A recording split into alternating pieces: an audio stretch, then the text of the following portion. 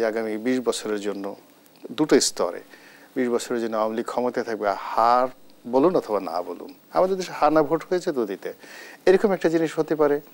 তারপর সে দ্বিতীয় দফাতে, প্রথম দফাতে ২০ বছর, দ্বিতীয় দফাতে গিয়ে সেটাকে ৩০ বছর করা হলো। এরপর সেটাকে মানুষ যখন যদি মেনে নেয় এইভাবে আজীবন করা যেতে পারে। যেটা হচ্ছে যে ধীরে ধীরে ধীরে ধীরে ধীরে ধীরে ধীরে আমাদের নির্বাচন কমিশনের যে সফলতা দেখাচ্ছেন, তাতে করে অনাগত দিনে একটা জায়গাতে আমরা আসবো যে আমাদের জনগণ আসলে শুধুই আওয়ামী লীগকে চাচ্ছে। তারা ভোট চাচ্ছে না, ভোট দিতে চাচ্ছে না।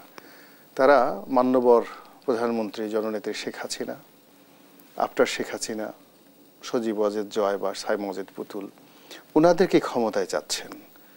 তো সেক্ষেত্রে আমরা সরাসরি এরকমভাবে অপচয়, ভোট অপচয়, সাংবাদিকদের এরকম বিভিন্ন রকম ঠাট্টা মশকরা, এই জিনিসগুলো নিয়ে না গিয়ে আমরা যে সরাসরি একটা রেফারেন্ডামে চলে যাই যে আগামী ২০ বছরের জন্য দুটো স্তরে ২০ বছরের জন্য আওয়ামী লীগ ক্ষমতায় থাকবে, হার বলুন অথবা না বলুন। আমাদের দেশে হার না ভোট হয়েছে তো দিতে, এরকম একটা জিনিস হতে পারে। তারপর সে দ্বিতীয় দফাতে, প্রথম দফাতে ২০ বছর, দ্বিতীয় দফাতে গিয়ে সেটাকে ৩০ বছর করা হলো। এরপর সেটাকে মানুষ যখন যদি মেনে নেয় এইভাবে আজীবন করা যেতে পারে, আজীবন করা যেতে পারে। এখন সারা দুনিয়াতে আপনি দেখুন রাজতন্ত্র খুবই জনপ্রিয় একটা, যাকে বলে শাসন ব্যবস্থা, এবং দুনিয়ার বহু দেশে, এমনকি ইউরোপের অনেক দেশে এখনও রাজতন্ত্র মাথায় করে রাখা হয় না। সেখানে গণতন্ত্র আছে, কিন্তু তার সঙ্গে সঙ্গে আবার যুগপৎভাবে রাজতন্ত্র আছে বিশ্বের অনেক দেশে। হ্যাঁ, কনস্টিটিউশনাল মনার্কি, কিন্তু আবার অ্যাডমিনিস্ট্রেটিভ মনার্কি কিন্তু পৃথিবীর অনেক অনেক দেশে আছে। এবং সেই দেশের ইকোনমি যদি এরকম ১০-১২টা ইকোনমি একত্র করা হয়, তাহলে দেখা যাচ্ছে যে সেই বিশাল একটা ইকোনমি হয়ে যাবে। আর অন্যদিক থেকে এই গণতন্ত্রের গডফাদার হিসেবে, গণতন্ত্রের মুরব্বী হিসেবে আমেরিকাকে আমরা যা জানতাম, এরা খুব দুর্বল হয়ে গেছে।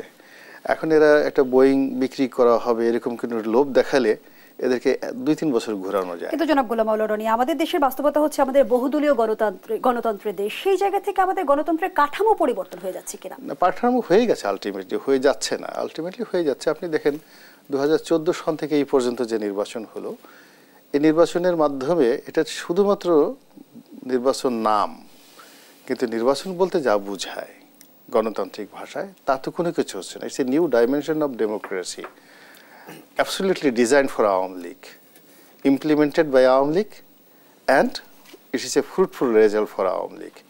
দিচ্ছি ওকে, বাকি যারা আছে তারা সবাই হাফ বিত্তেশ করবে, সেইভাবে একটা নতুন আলটিমেটলি দাঁড়িয়ে গেছে। হিমালয়ের মতো একটা বিরাট পর্বত দাঁড়িয়ে গেছে।